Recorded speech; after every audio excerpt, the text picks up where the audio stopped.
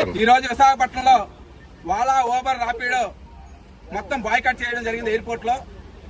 ఎందుకు ఎయిర్పోర్ట్ లో బాయ్కాట్ చేయవలసి వచ్చిందంటే ఇప్పటికే ఆల్రెడీ మొత్తం ఇటు డిటిసి నుంచి డిప్యూటీ ట్రాన్స్పోర్ట్ కమిషనర్ నుంచి కలెక్టర్ గారి నుంచి జేసీ గారికి చివరికి ప్రిన్సిపల్ సెక్రటరీ వరకు గత 7 సంవత్సరాలుగా ఇక్కడ ఉండే వాలా ఓబర్ సంబంధించి చేస్తున్న సమస్యలు అన్నింటినీ నిలదీశాం.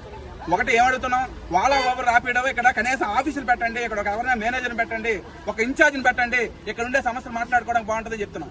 అలాగే పెట్రోల్ డీజిల్ ధర పెరిగేటప్పుడు ఒక మాటలో చెప్పాలి, 2022 ధరల కంటే ఈ రోజు ఇంచుమించుగా 35% ధరలు తగ్గించారు. కానీ కనీసం 2022లో ఇచ్చే ధరలు ఏమని అంటున్నాం. 2022కి ఇప్పుడు చూస్తే పెట్రోల్ ధరలు ఇంచుమించుగా 15 రూపాయల నుంచి 16 రూపాయలు పెరుగున్నాయి. కానీ పెరిగినా సరే ఈ రోజు ధరలు తగ్గించే పని చేశారు. అలాగే రాడార్ సిస్టమ్ ఒక మాటలో చెప్పాలంటే విశాఖపట్నంలో ఒక డ్రైవర్ చనిపోయాడు, ఇంచుమించుగా 93 యాక్సిడెంట్లు అయ్యాయి. సిపి గారికి ప్రూఫ్ తో సహా మనం పెట్టాం. ఆ రాడార్ ట్రిప్ రద్దు చేస్తున్నారు, ఈ రోజుకి ఆల్రెడీ చేయట్లేదు. కాబట్టి ఇటువంటి సమస్యలు చాలా కాలం నుంచి పెండింగ్ ఉన్న అంశాలు చేయమంటున్నాం. రెండోది, కేంద్ర ప్రభుత్వం ఆల్రెడీ ఎంఈ యాక్ట్ 2019లో తీసుకొచ్చింది, దానికి రూల్స్ 2020లో తయారు చేసింది. మరి రాష్ట్ర ప్రభుత్వం రూల్స్ తయారు చేయమని 2019 నుంచి ఈ రోజు వరకు మనం అడుగుతున్నా సార్ రూల్స్ ఫ్రేమ్ చేయట్లేదు. రూల్స్ ఫ్రేమ్ చేయకపోవడంతో వాలా ఓబర్ రాపిడో కనీసం డిటీసీ మాటను ఖాతరు చేయట్లేదు, కలెక్టర్ మాటను ఖాతరు చేయట్లేదు. కలెక్టరే చెప్పాడు మీరు స్ట్రైక్ చేసుకోండి, మొత్తం డివైజ్ ఆపుకోండి.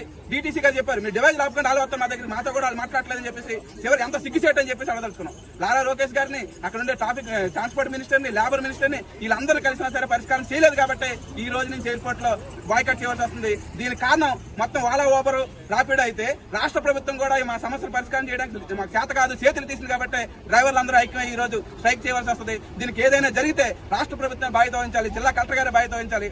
అలాగే ఏదైతే పెండింగ్ సమస్యలు ఉన్నాయో పరిష్కారం అయ్యే వరకు కూడా మా స్ట్రైక్ ఎయిర్పోర్ట్ లో కొనసాగుతుంది. ఇక్కడే కాదు, రేపు ఎయిర్పోర్ట్ ఏదైతే బాగాపురం ఎయిర్పోర్ట్ స్టార్ట్ చేస్తారో అక్కడ కూడా ఒక వెహికల్ కూడా వెళ్ళదు. అది వెళ్ళడమే కాదు, ఇప్పటికే మా స్ట్రైక్ కారణంగా ఈ రోజు రేపు 5వ తారీఖు నుంచి ఓపెన్ చేయవలసిన ఎయిర్పోర్ట్ ని మీరు వాయిదా వేసుకున్నారని చెప్పేసి కూడా మేము సాధారణంగా చెప్పగలుగుతాం. ఎప్పుడే రేపు 5వ తారీఖే కాదు, ఇంకెప్పుడు ఎయిర్పోర్ట్ మీరు ఓపెన్ చేయలేరు. ఓపెన్ చేసిన ఒక్క క్యాబ్ కూడా తిరగదు మా సమస్య పరిష్కారం చేయకపోతే. ఆ రకంగా మా సమస్య పరిష్కారం అయ్యే వరకు మా స్ట్రైక్ కొనసాగుతుందని చెప్పేసి తెలియజేస్తాం.